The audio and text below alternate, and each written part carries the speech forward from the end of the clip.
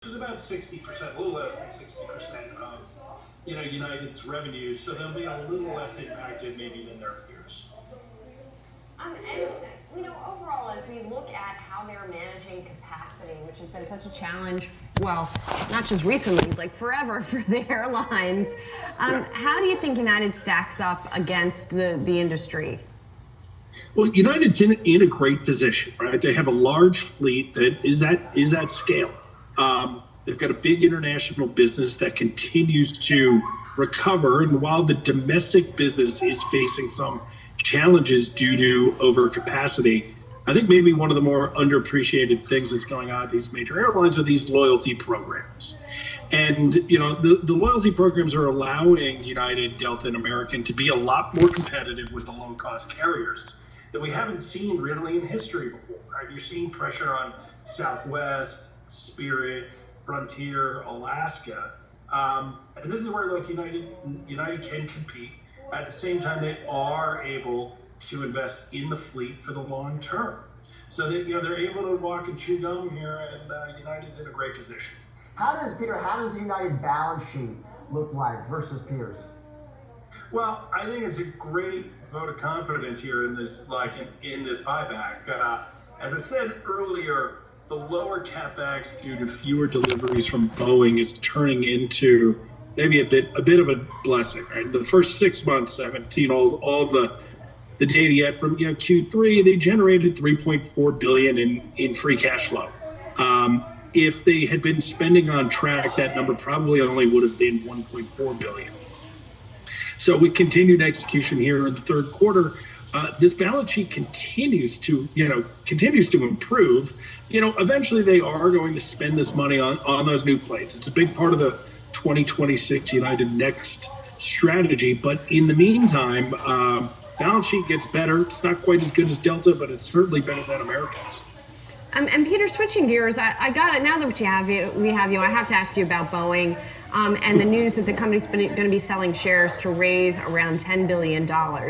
Is that enough of a bridge for Boeing? I mean, did it have a choice in doing something like this? And where does it go next? Well, I mean, here's the ultimate cop-out. It depends. Really, we don't know how long this strike is going to go on. Boeing was able to access the debt markets back in April. I mean, a maturity in 2064, and those bonds are trading higher from where they were issued back in April and May. But they will need liquidity. Now, there was an improvement in deliveries in the third quarter, but we know they're going to be a lot lower in the fourth quarter. They've got healthy backlog, but so much capital is tied up in inventory that depends on when they can deliver these planes. And there's still going to be a struggle to deliver, even if the strike gets settled tomorrow, because productivity dips going into these labor events. They're going to continue to have the FAA looking at their manufacturing processes, and then the supply chain continues to be a mess. There are a lot of defects that they've been dealing with for some time. That's not going to clear up in the near term. So I think the run rate on the number of planes that Boeing is going to deliver whenever the strike gets settled is going to be lower, and whether it's debt or equity, some amount of capital is going to be needed. And I mean, for this strike, for these negotiations, Peter, what do you think happens next? I mean, if you were Kelly Ortberg, what would be your moves? Well, it's hard to tell, right? In that the union leadership agreed to a deal, the week that the strike took place. It's just when they took that deal to the union rank and file that it got rejected. So there is a disconnect, and it makes it difficult, for the new Boeing CEO to deal with. They've made, they've tried to negotiate directly with the rank and file, but it's 30,000 people. It's hard to corral them. I mean, eventually everyone's going to have to get back to work, and they're going to get more money. It's a question of how much. Peter, always great to have you on the show. Thank you so much for joining us. Appreciate it. Great to see you. Let's turn to big bank earnings. They're rolling in today. Morgan Stanley reporting better than expected results, boosted by wealth management, trading, and investment banking. Profit jumping 32% from a year ago as deal-making rebounds.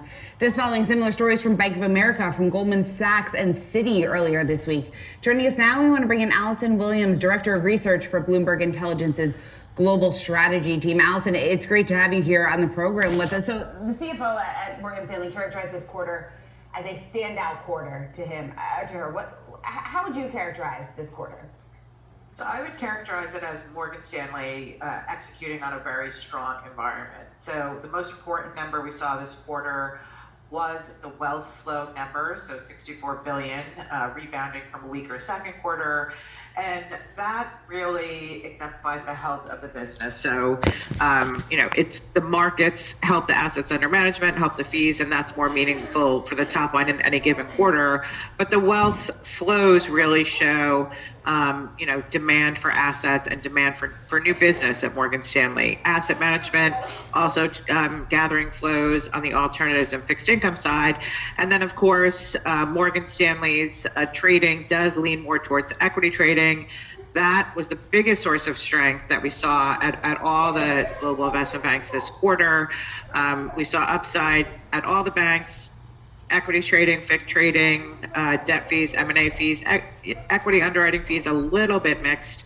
But within all of that upside, really the equities trading, the standout, and Morgan Stanley doing very well.